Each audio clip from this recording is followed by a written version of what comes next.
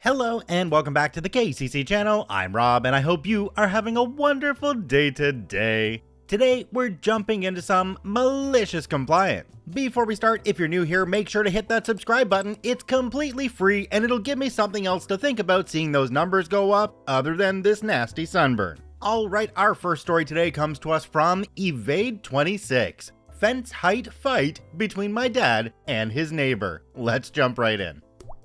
A post on the front page reminded me of the situation my dad found himself in a few years ago. He bought a small piece of land on a lake that had no buildings or anything on it, just a strip of grass between the road and the lake.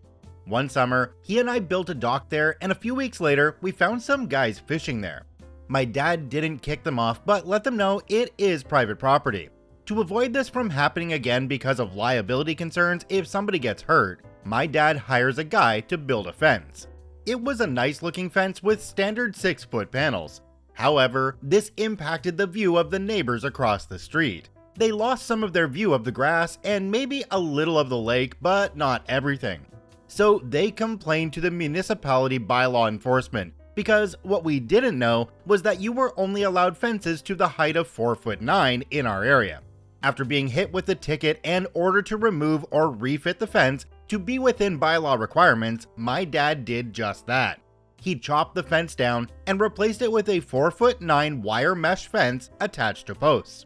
What he also did was confirm with the bylaw officer that there were no rules against hedges, and armed with that ammo, he went to a nursery and asked for 20 of their fastest growing, tallest cedar hedges.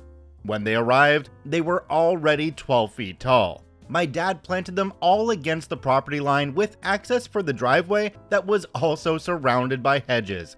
If the neighbors had any view left, it was soon to be gone. In the 5 to 6 years since the first planting, my dad has taken care of the hedges as if they were his own children, carefully watering, feeding, and tending to them, but never trimming. These hedges are now close to 40 feet tall and completely obstruct the lake from the neighbor's house, and there is nothing they can do about it. It's estimated that this lack of view will cost them $50,000 when they go to sell their house. Once they do, my dad plans to introduce himself and offer to lop the hedges down to 20 feet or so they can have a view. Jumping down to the comment section on this one, there's a really good comment from a user called Tokik Cowboy. It says, "This feels like the kind of thing that could have been handled best by neighbors with a conversation. Something along the lines of, hey, I noticed you built a fence. What prompted that? Oh, keeping people out and liability. That makes a lot of sense. We really enjoyed the view before you built the fence. Additionally, it's a bit higher than the law technically allows. Is there any way I could pay to have it taken out and replaced by a chain link fence? It would really mean a lot to me. Or, if that's not an option, would you mind shortening it to the allowed height? I'd appreciate it." I bet your dad would have been pretty amenable to one or both of these options had his neighbors treated him like a human instead of a problem to be solved. In my own personal experience, this works 9 out of 10 times with neighbors, and they usually really appreciate not having the police or code enforcement involved. I remember walking over to the apartment behind me about 9:30 one night when my wife was pregnant with our first kid. They were having a pretty noisy party right behind our bedroom wall. I made a polite tap on the door, and when they opened it, I almost got high just standing there. I explained that my wife was pregnant and trying to sleep and asked if they'd mind keeping it down. Their response was overwhelming gratitude for not calling the police. They invited me in for a beer, and I'm sure whatever else they were sharing, turned down the music, and gave me their phone number so I could text if I ever needed quiet again. Why can't people just talk to each other? The neighbors in this story feel like kindergartners tattling to a teacher. If you act like a kindergartner, you should expect a kindergartner response. OP really could play the long con in this case because they could wait until the neighbor across the street sells their house, buy the house, cut down the hedges so there's a view again, and then resell the house for a tidy profit. Now, there's a lot of people in the comment section of this one saying that OP's dad was being really petty with their response to their fence being too tall, especially considering that OP's dad doesn't actually live on the property and just uses it for recreation. But this is where I have to agree with the comment that we just read. The neighbors didn't talk to OP, they went directly to code enforcement and made them deal with the problem that could have been solved with a quick conversation. I'd say OP's dad was completely justified, but I'd love to know what you guys think. Comment down below. This next story comes to us from throwaspenaway. Church pastor wanted to publicly shame me. Let's jump right in. This happened when I was about 12. I grew up in a Christian church that is very strict about rules of conduct, including how women are supposed to dress. In some larger cities, they are more lenient, but in the suburban area where I lived, they had no tolerance for anything that deviated from the standard.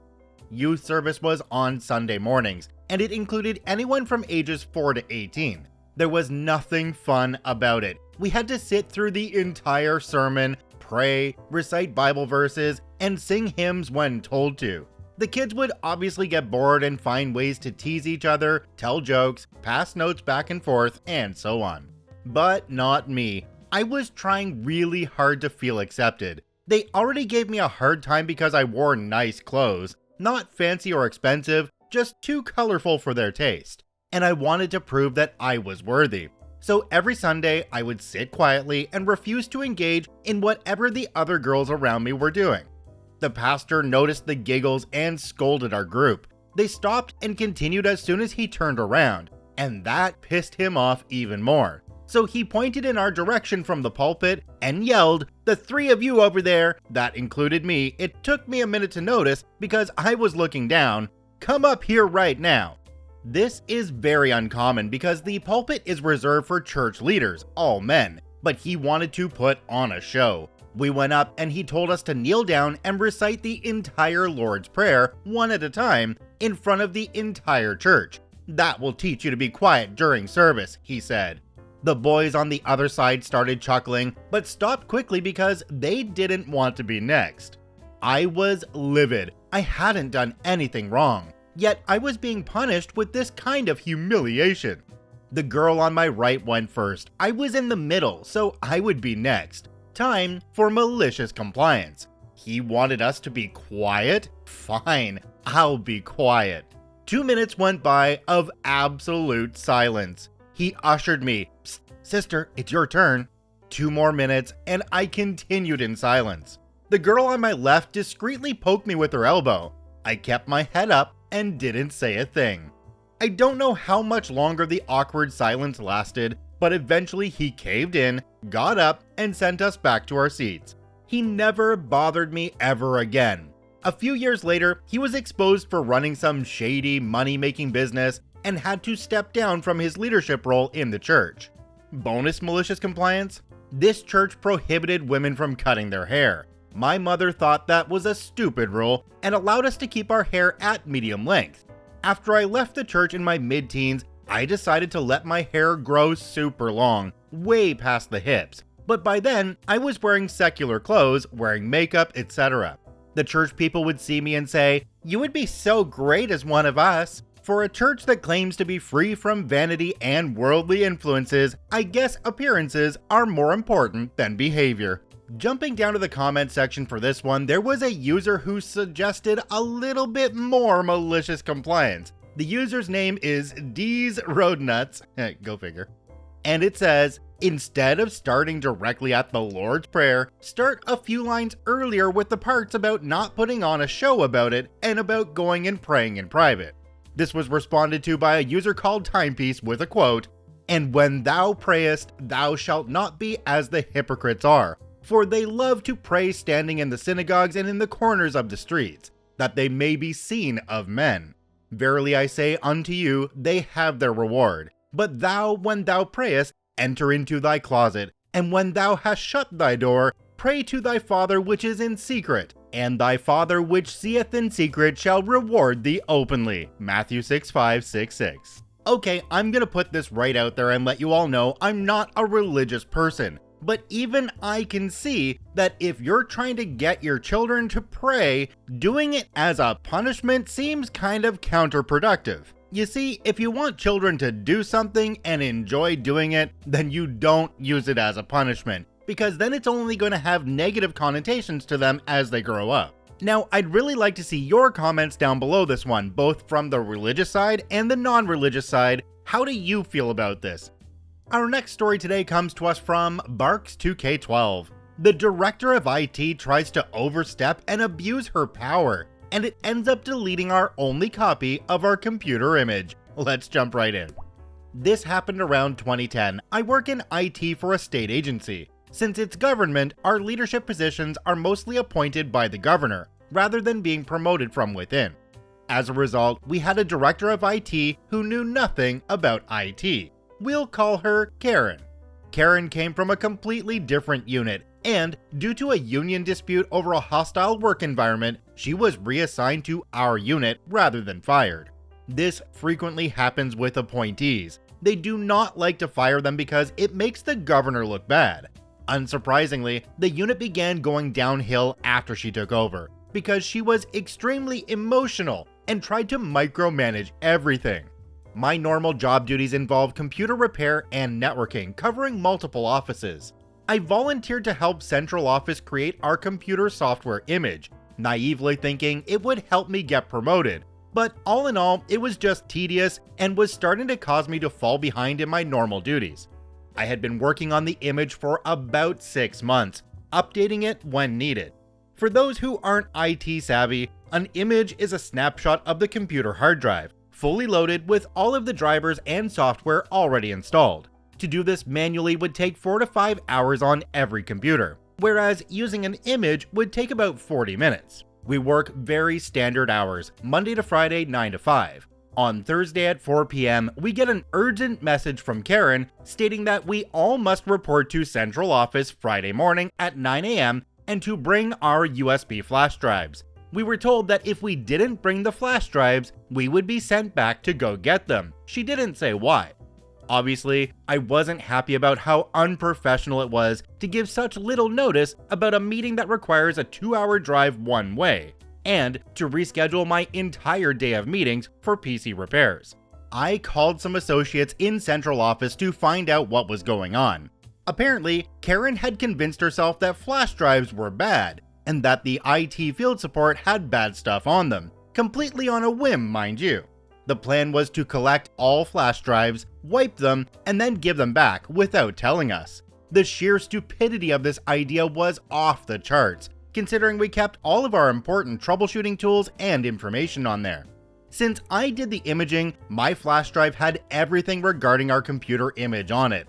All software, drivers, multiple versions of Windows, along with the complete documentation of how to set it all up.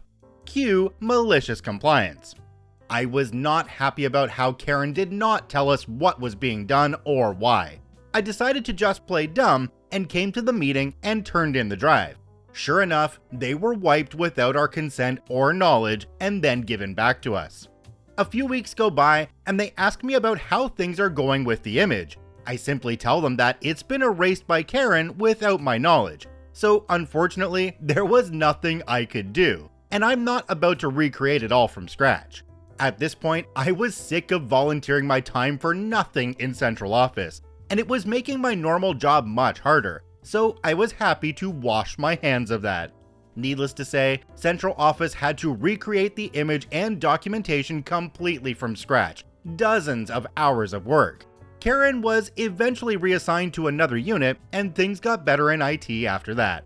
I'm kind of like a folk hero in that agency now. Everyone was very happy to have Karen gone.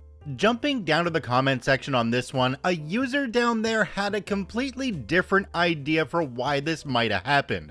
The user is named Tom1252, and they said, "Maybe I'm just paranoid, but it sounds like they were trying to delete something specific without anyone being able to figure out which drive had that specific thing on there." I can definitely see this point of view because they went to great lengths to get everybody with a USB drive to come in so that they were able to wipe them. It feels to me like there had to be some kind of bigger reason there that they weren't telling people about. In fact, this can be driven home even a little bit further by the fact that they gave the USB drives back afterwards, even though they were empty. What's to say the people don't go back, sit down at their computer, and put what was on them back on them right away?